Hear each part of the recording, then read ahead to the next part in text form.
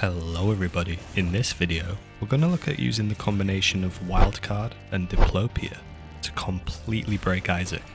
This combination is probably the easiest way to break Isaac. I'll break down the run as we go along and show off how quickly it happens once you acquire both ingredients.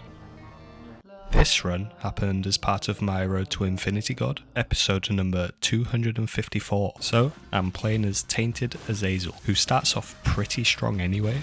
We find the Mr. Boom in the first special boss room, which is a perfectly average active in my opinion, and then find this strange room.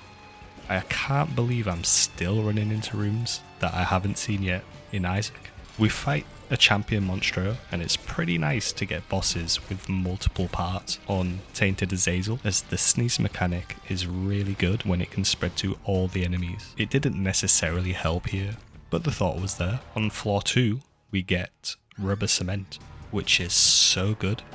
I believe it essentially doubles the damage that you get on a character like Tainted Azazel, and then we fight another champion boss.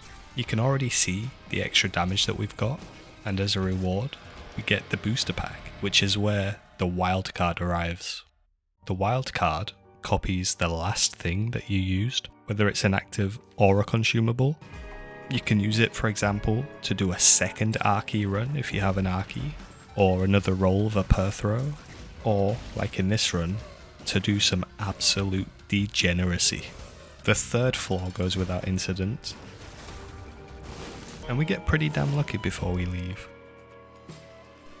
On Caves 2, I decide to take an Alabaster, since the Mr. Boom isn't really doing much, before taking down the Forgotten, who doesn't put up too much of a challenge, before moving down to the Depths, which is where we find the second piece of this break, Diplopia.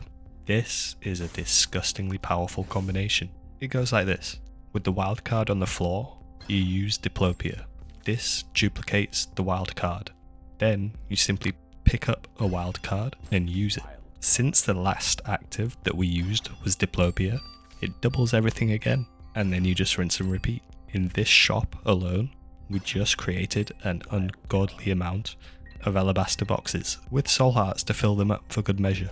Like I said, this is the easiest break in the game. You can take anything on any room on the floor and do the same thing, just keep dropping the wild cards and duplicate everything. If you happen to have a golden chest with an item inside, suddenly you have infinite items. I spend a bit of time duplicating this chest and finding loads of fun items to pick up before moving on to the alabasters. This is great because the alabasters drop angel items and also drop a few soul hearts on use, meaning each one starts to fill up the next one.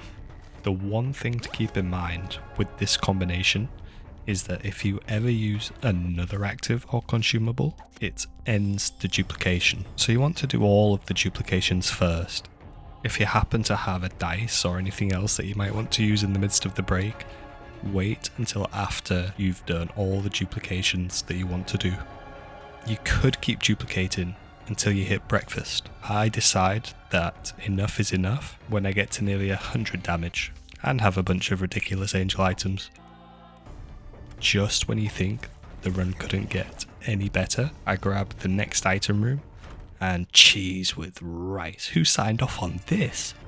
The game keeps throwing champion bosses at me, but they weren't a problem earlier, and they're certainly not a problem now. I find the mulligan for the Beelzebub transformation for good measure before heading down to the Ascent. And again, just when you think it might not get any better, there's a sacred orb. It's a shame it didn't happen before the whole duplication section of this run, but what can I really complain about? This Cthulhu warrior gets a parasite.